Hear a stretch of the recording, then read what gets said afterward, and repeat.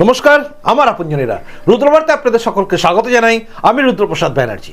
2026-এর নির্বাচনের আগে বাংলার তৃণমূল কংগ্রেসের সামনে একটা বিরাট ঝটকা গতকালে দুটো ঘটনা। কারণ দুটো ঘটনাই কার্যত এই রাজ্যের সমস্ত কিছুকে নাড়িয়ে দিয়েছে, বদলে দিয়েছে বাংলার বুকে থাকা বেশ কিছু সেকুলার হিন্দুর মন। তারা ভেবেছে এই রাজ্যে তৃণমূল কংগ্রেস যদি আবারও 26-এ ক্ষমতায় আসে তাহলে কি বাংলার বুকে হিন্দুদের অস্তিত্ব বিপন্ন হবে। কেন বলছি এত বড় কথা? চলুন শুরু করা যাক সব নিয়ে এই মুহূর্তের রুদ্রবার্তা। শুরুতেই বলি আপনাদের, ভিডিওটা কিন্তু সম্পূর্ণ শেষ অবধি দেখবেন এবং দেখার পরে আপনি অবশ্যই কমেন্ট বক্সে কমেন্ট করে যাবেন। শুরু করা যাক। আপনারা জানেন গতকাল আমরা দুটো ঘটনার সম্মুখীন হয়েছি। দুটো ঘটনায় আমরা দেখেছি এবং অবাক হয়ে গেছি যে দুটো ঘটনা বাংলার বুকে, মানে এই পশ্চিমবঙ্গের বুকে মানুষকে ভাবতে বাধ্য করে দিয়েছে যে আমরা সত্যি 26-এর পরে যদি তৃণমূল কংগ্রেস আবার ফিরে আসে তাহলে আমাদের অস্তিত্ব টিকবে কি। দুটো ঘটনার প্রথমটা হচ্ছে কলকাতার বুকে, যে কলকাতা মানে খোদ কলকাতা, যেখানে তৃণমূল কংগ্রেস নিজেদের আধিপত্য বিস্তার করে রেখে দিয়েছে, যেখানে বাংলার বুকে সবচেয়ে বেশি সেকুলার দেখা লোকগুলো বা সেকুলার সাজা লোকগুলো কলকাতাতেই থাকে। তো তাদের সামনে একটা অদ্ভুত প্রশ্ন এসে গেছে। কারণ গতকাল আমরা দেখেছি যখন মৌনী অমাবস্যা, গতকাল মৌনী অমাবস্যা ছিল, আপনারা সবাই জানেন। তো সেই অমাবস্যার দিনে কলকাতা আর্মহা স্ট্রিটে মা শ্যামসুন্দরী কালী মন্দির, বিখ্যাত কালী মন্দির, যেখানে বিখ্যাত কালী মন্দির, যেখানে অনেকে পুজো দিতে যান এবং মৌনী অমাবস্যার দিনে পুজো দেওয়ার ভিড় কিন্তু বাড়ে।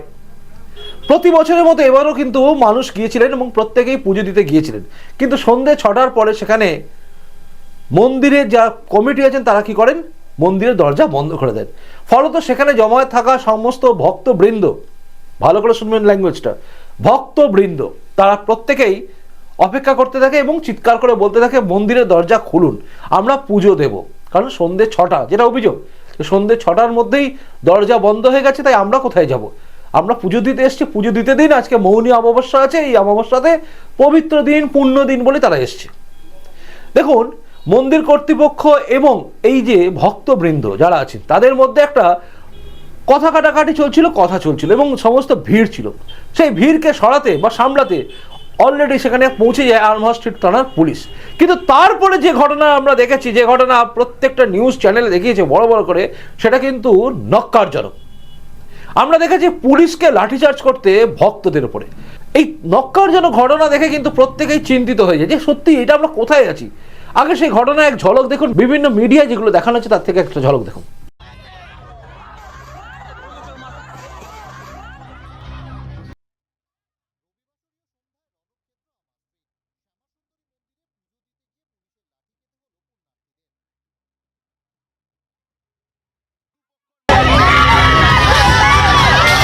আমাদেরকে 5 জন করে ঢুকতে দিন। কি বলছো? আমরা 10 জন করে বলে হবে না, বন্ধ থাকবে। কেন বলছো? তারপর থেকে লাঠিচার্জ করা শুরু করবে। এত বড় মানুষকে এনেছে, ওনাদের তো জানা উচিত ছিল যে আগে থেকে প্রশাসন রাখি, এত মানুষ আসবে, এতজন দেখবে, এগুলো তো ঠিক না। মন্দির খুলতে না। দেখলেন তো, এই যে দৌড় করিয়ে করিয়ে মারা, পেটানো এবং পাল্টা অভিযোগ পুলিশ করেছে যে তাদের দিকে নাকি ইট পাথর চলে এসেছিল। কিন্তু ঘটনা হচ্ছে যারা ওইখানে পুজো দিতে গেছিলেন তারা কি ইট পাথর নিয়ে গেছিলেন? উত্তর হচ্ছে না।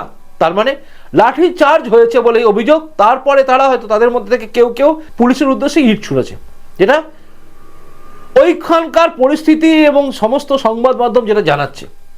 এবং সেটা থেকে পরিষ্কার হয়ে যায় যে যেভাবে লাঠি চার্জ করেছে পুলিশ, এটা বুঝিয়ে দিচ্ছে যে পুলিশ হিন্দুদের ওপর লাঠি চার্জ করতে পারে, হিন্দু যারা ভক্ত আছে তাদের উপর লাঠি চার্জ করেছে। এই কথাটা আমি কেন বলছি জানেন? কারণ বেলডাঙ্গায় গত 2 দিন ধরে যেরকমভাবে চলছিল, যে ঘটনাগুলো ঘটছিল, জাতীয় সড়ক অবরোধ করা থেকে শুরু করে ট্রেন লাইনের চাকা অবরোধ, সমস্ত জায়গা অবরোধ করছিল, মব যেভাবে ছিল, যেভাবে সোমা মাইতি একজন চিত্র সাংবাদিক বোন, জি 24 ঘন্টায় তাকে হেনস্থা করা হয়, ফিজিক্যালি টর্চার করা হয়, তার উপরে আক্রান্ত হয়ে যান সাংবাদিক এবং একজন না 2 জন সাংবাদিক আক্রান্ত হন, একজন মহিলা সাংবাদিক, একজন পুরুষ সাংবাদিক। এই যে মহিলা সাংবাদিকের উপর আক্রমণ আসে এবং পুরুষ সাংবাদিকদের উপর আক্রমণ আসে, মহিলা সাংবাদিক বোন সোমা মাইতির উপর যখন আক্রমণ আসে তখন কিন্তু মমতা বন্দ্যোপাধ্যায় বলেন যে জুম্মাবার ছিল, মানে শুক্রবারের ঘটনা, জুম্মাবার সভাপতি ভিড় হবে, সেখানে যাওয়ার কি দরকার আছে, ওইখানে যাওয়ার কি দরকার আছে। আর ওখানকার পুলিশ সুপার বলেন যে যখন মব একটা হয়ে রয়েছে, যখন সব মব এক জায়গায় রয়েছে, তখন তাদের সেন্টিমেন্টটা বুঝতে হবে। আমরা সেগুলোকে সিচুয়েশনটাকে হ্যান্ডেলিং করছিলাম। কি হ্যান্ডেলিং করছিলেন? একটা লাঠি চার্জ হয়নি, কিন্তু এক্ষেত্রে পুলিশ লাঠি চার্জ করলো দৌড় করিয়ে করিয়ে। বাংলার বুকে মানুষ, হিন্দুরা, তারা বুঝছিল যে এই রাজ্যে মমতা বন্দ্যোপাধ্যায়ের পুলিশ, মানে মমতা বন্দ্যোপাধ্যায় যে সরকার চালাচ্ছে, সেই সরকারে হিন্দুরা যদি পুজো দেওয়ার জন্য জমায়েত হয়, যদি পুজো দেওয়ার জন্য জমায়েত হয়, কোথাও জায়গায় কোনো বাগবিতণ্ডাও হয়, তাহলে পুলিশ নির্বিচারে লাঠিচার্জ করতে পারে। আমরা এই লাঠিচার্জের ঘটনা অনেক জায়গায় দেখেছি, অনেক জায়গায়।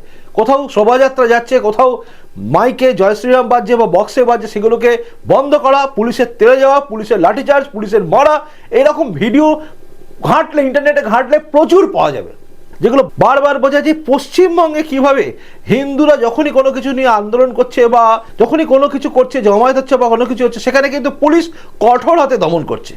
আর উল্টো দিকে দেখুন আপনি, বেলডাঙ্গা যেহেতু মুসলিম অধ্যুষিত এলাকা এবং মুসলিমরা রাস্তায় নেমেছিল, তাই সেখানে সেন্টিমেন্টাল ব্যাপার হয়ে গেল এবং সেটা জুম্মাবার ছিল, সবাই জমায়েত হয়েছিল। আর এক্ষেত্রে মৌনী অমাবস্যার দিন যেটা হলো, সেটা কি বলবেন মমতা ব্যানার্জি? মমতা ব্যানার্জি চারিদিকে মন্দির উদ্বোধন করে বোঝানোর চেষ্টা করছে যে আমি হিন্দুদের দিকে আছি, কিন্তু এই সমস্ত ঘটনা বুঝিয়ে দেয় যে অ্যাকচুয়ালি কি হচ্ছে। এরপরে ঘটনা আরো লক্ষাজনক। সে ঘটনাটা হচ্ছে নানুরে। নানুরে একজন রাষ্ট্রীয় স্বয়ংসেবক সংঘের একজন স্বয়ংসেবক, মানে আরএসএস এর একজন কর্মী, তাকে রিন্টু পাল, তাকে নানুরে একটা জায়গায় তুলে নিয়ে গিয়ে যেভাবে ধমকানো হচ্ছে, যেভাবে হুমকি দেওয়া হচ্ছে, যেভাবে তাকে মারার হুমকি দেওয়া হচ্ছে এবং যেভাবে বলা হচ্ছে, সেই ভিডিও কিন্তু ভাইরাল। দেখুন।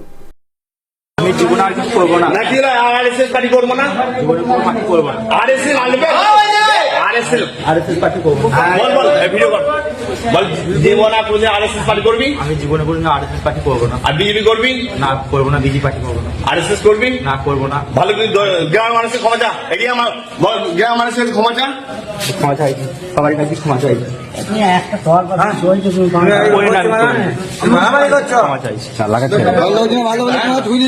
হিন্দি বলছে না শুনে এই আজকের মধ্যে ছেড়ে দিলাম, এরপর তুলিও দাঁতে দিয়ে দেবো, ছিঁড়ে গেলে তুলিও দাঁতে বেঁধে তুই ছিঁড়ে মানুষ তুমি আমাদেরই ছেলে, তুমি এরকম এই মানুষগুলোকে নিয়ে এরকম করবে কেন?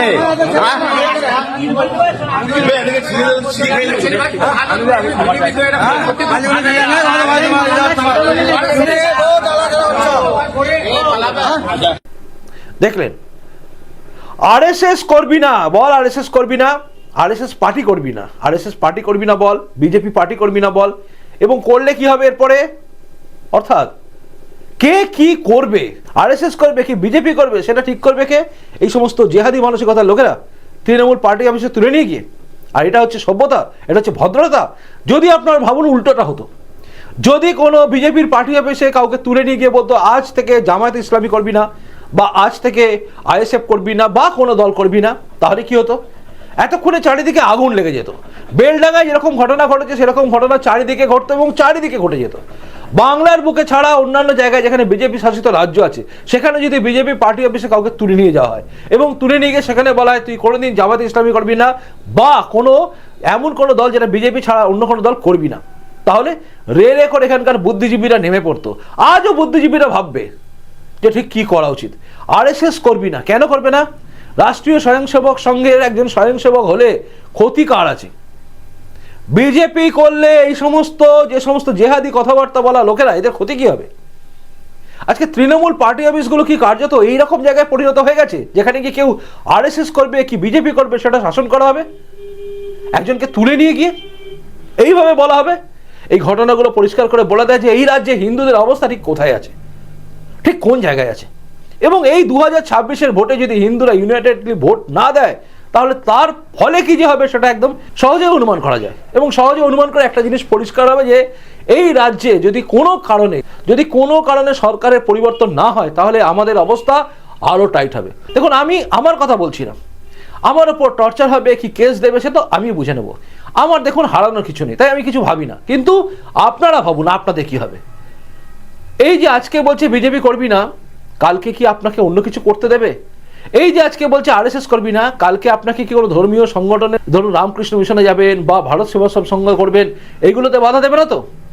প্রশ্ন হচ্ছে এখানে আরো একটা, সেটা হচ্ছে কে রাজনৈতিক দল করবে সেটা যেমন বড় কথা নয়, ধর্মীয় কোনো সংগঠন করবে কিনা সেটা নিয়েও প্রশ্ন উঠবে। এবং প্রশ্ন উঠবে, আপনি কোনোদিন কোনো মন্দিরে লাইন দিলেন, সেখানে পুলিশ আপনার উপর লাঠিচার্জ করবে কি করবে না? উল্টো দিকে আরো একটা দিক আসবে, সেটা হচ্ছে বেলডাঙ্গার মতো ঘটনা চারিদিকে ঘটলে পুলিশ সেখানে নির্বিকার হয়ে থাকবে এবং চুপচাপ থাকবে এবং সেন্টিমেন্টাল ইস্যু ভেবে চুপ করে থাকবে। মহিলা সাংবাদিক আক্রান্ত হলে মুখ্যমন্ত্রী মমতা বন্দ্যোপাধ্যায় তখন থাকুন বা তার ভাইপো হোক, তারা বলবে যে আপনারা কেন যান? রাত্রিবেলা কোনো মহিলাকে যখন কেউ কিছু করবে তখন প্রশ্ন উঠবে, রাত্রিবেলা আপনারা বাইরে বেরোবেন না। তো এইটাই কি হবে? এদিকে কি এগোবে বাংলা? এটা একটা বড় প্রশ্ন। আর এই প্রশ্নটার উপর দাঁড়িয়েছে কিন্তু বাংলার আগামী দিনে 2026-এর নির্বাচনের সবকিছু। 2026-এর নির্বাচনে যদি এই সরকার এইভাবে থেকে যায়, তাহলে যে কি চরম দুর্দশা হবে সেটা মনে হয় বাংলার বুকে হিন্দুরা বুঝে গেছে। এবং এই দুটো ঘটনা কার্যত তৃণমূল কংগ্রেসকে বিরাট বেগ দেবে। কারণ আমার মনে হয় এই ভিডিওটা দেখার পরে, এই প্রতিবেদন দেখার পরে আপনার মনের মধ্যে একই কথা আসছে যে হ্যাঁ, যদিও ভেবেছিলাম যে এবছরে ভোটটা আমি তৃণমূলকে দেব, আর দেব না। কি ঠিক বললাম? জানাবেন কিন্তু। আপনাদের প্রত্যেকের কমেন্টসের অপেক্ষা আমি রইলাম। আমার পরবর্তী প্রতিবেদন দেখার অপেক্ষায় আপনি থাকুন। এখনকার মতো আসি, দেখা হচ্ছে পরের রুদ্রবার্তাতে। খুব ভালো থাকুন। নমস্কার, বন্দে মাতরম, ভারত মাতা জয় হোক, জয় হিন্দ।